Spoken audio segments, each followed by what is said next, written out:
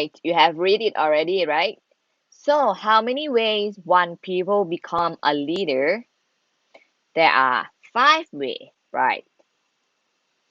Qualify, merit, capture, identify, default. So there are 5 different ways that people become a leader. So when you read it, I think you can realize not every leader have a leadership. Leadership is sometimes is not equal leader, such as leader by default. You become a leader because no one want to be a leader. So you have to be a leader. Sometimes you might not have leadership skill. You cannot lead anyone. So, as I told you, leadership is not equal leader, but if you want to be a leader, you need to have leadership skill. So in this course, we're gonna focus about leadership to build leader who have leadership. Why do people study the history of leadership? We study history of leadership to explore leadership concepts, or we call map reading. And then we study this topic to test leadership concepts, or we call map testing. And then we study history of leadership to develop richer personal leadership maps, or we call map making. More than 100 years that we study about history of leadership, we do this cycle all the time: map reading, map testing, and map making.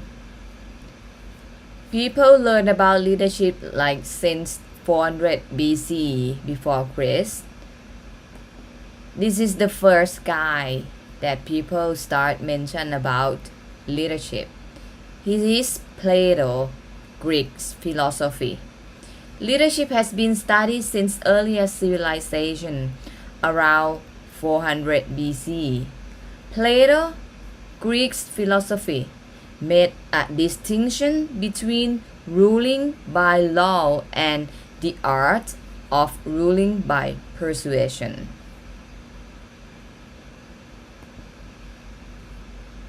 There are some leadership theories that have been in use over the last 200 years. This is the first theory, Great Man Theory, 1840s. Great Man Theory emerged in the early 19,000s and suggests that great leaders like Abraham Lincoln, Julius Caesar, and Mahatma Gandhi were born to lead. So, in this theory, they believe great leaders are born, not made. Next theory is threat theories. During the 1930 to 1940, studies were conducted to see which threats were inherent and common among great leaders. This ideology was called threat theory. It is similar to the great man theory, but it's like they try to define which threat become great leader. Major leadership threats which leaders should have are intelligence, self-confidence, determination, integrity, and sociability. Next theories is behavioral theories. During 1950 to 1960, behavior theory came up.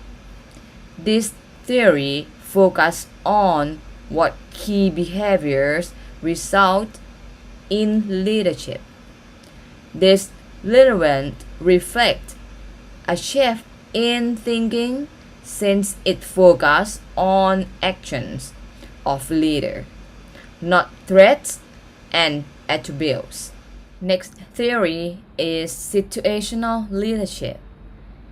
In the 1960 to 70, situation theory or contingency theory was born as leadership study looked at which behaviors succeed in specific situation. So it depends on situation. That's why they call situation leadership. Next theory is transactional leadership. Around 1970, transactional leadership focused on the role of supervision, organization, and group performance. This theory based leadership on a system of rewards or punishments. These theories are often used in business. When employees are successful, they are rewarded, and when they fail, they are punished. Next theory, almost same period, in 1970. It is transformational leadership. The transformational theory states that a leader is effective only if he can transform or change the perceptions, behavior, and expectations of the followers and direct them towards a common goal, which will lead to the accomplishment of the leader's vision. Such leaders have a charismatic and influential personality. This slide will let you understand more about transactional leadership and transformational leadership. These two leadership normally we use in organization like business organization, but they are totally different how they lead their followers. Transactional leaders normally they focus on goals. They use rewards and punishments to motivate their team. They use reward and punishment for motivation. And transactional leaders are reactive in nature. Transformational leaders mostly they focus on vision and they use their charisma and enthusiasm for motivation to motivate their team. And transformational leaders are proactive nature. Another theory is servant leadership. Robert K. Greeley first coined the phrase servant leadership in his 1970 essay. Servant leader focus on the needs of others, especially team members, before that team members consider their own. Servant leader acknowledge other people's perspectives, give them the support to achieve their personal goal and team goals. This leads to higher engagement, more trust, and stronger relationships with team members and other stakeholders. From the 1980s and beyond, there have been numerous studies into what interaction of threats, behavior, and situations prompts people to lead organizations to excellence. They are hardly to apply only one theory for one leader. Authentic theory is the new theory. Authentic leadership became famous in 2003 when Bill George wrote the book Authentic Leadership. Authentic leadership starts with the leader's awareness that allows him to build positive relationships and inspire and encourage employees in the right way. This picture will help you understand more about authentic leadership. This is authentic leadership model. Foundation of authentic leadership is self-awareness. And authentic leadership should have genuine relationships. The next important thing is value, and they are good service.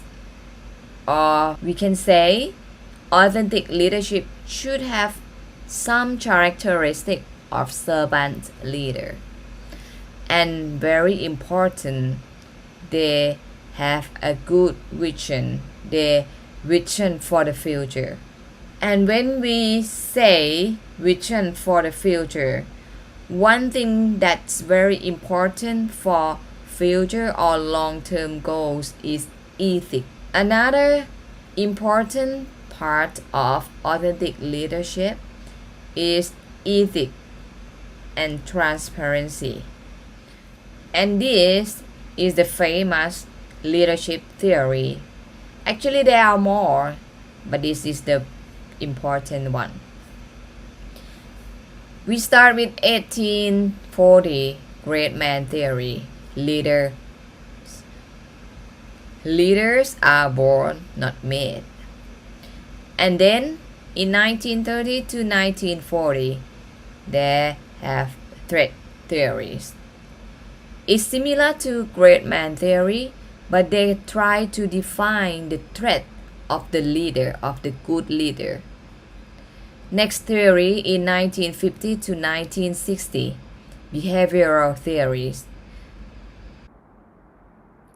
And then 1960, we have situational leadership.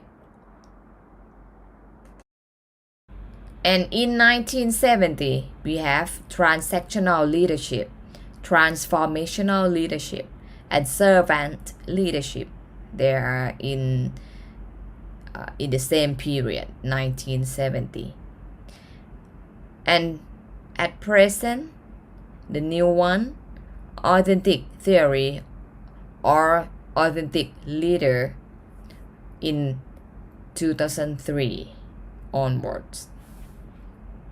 That is all leadership theory that I teach you today. Actually, there are more.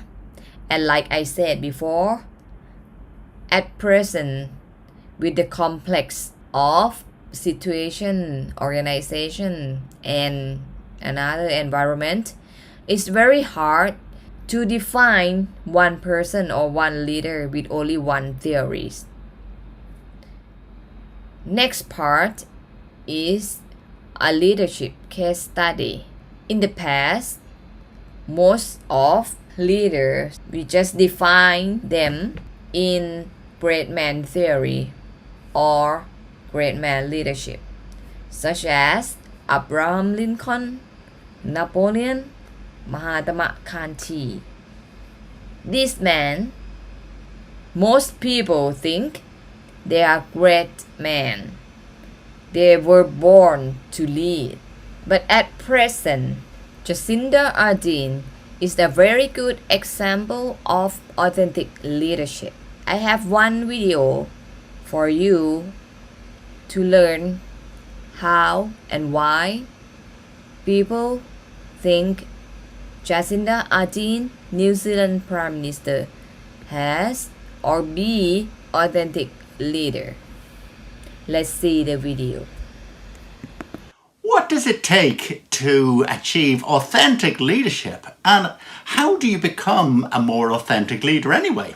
So this is the first in 3 videos about how to boost the trust that people place in you by being more authentic. So my source of inspiration today was watching the extraordinary events over the last 4 or 5 weeks in New Zealand. And all of this really marshaled by a fantastic Prime Minister. Her name is Jacinda Ardern. And it would make you wonder, well, what is she doing that's different from everybody else? And why are people placing the level of trust in her they clearly are? And the answer is this: if you have watched her speak over the last 4 to 5 weeks, she is very, very consistent in two things. Number one, she doesn't try to give you the impression that she knows everything. Far from it. And the second thing is, she is always, always asking for help. Those are two great traits, because it's okay to be vulnerable. These are uncertain times. Nobody has all the right answers. But by asking people to pitch in and to help, she gets the right response. And she has asked for two very important things. She's asked for people to be into preparedness and to doing things early, recognizing that and acknowledging, look, this isn't going to be easy. This isn't going to be pain-free. Of course, it isn't. But she also added with that a promise that she will be 100%, and she has, honest and clear about exactly what's happening, what's working, what isn't. Fantastic. And she adds one extra little element into the mix. She is also immensely human. She had a lovely, for instance, recently where she was explaining, especially if kids were watching, look, I know some of you may be worried about the Tooth Fairy or the Easter Bunny, that they might be in full operation during this, but we're going to do our best. And if they aren't quite on time, would you be a little bit patient? Fantastic. Just she oozes empathy, and that's part and parcel of what people buy into. So the key takeaway is let your audience in and let them succeed. And Okay, now you have learned our topic in the chapter 1. What is leadership and leadership history and leadership theories.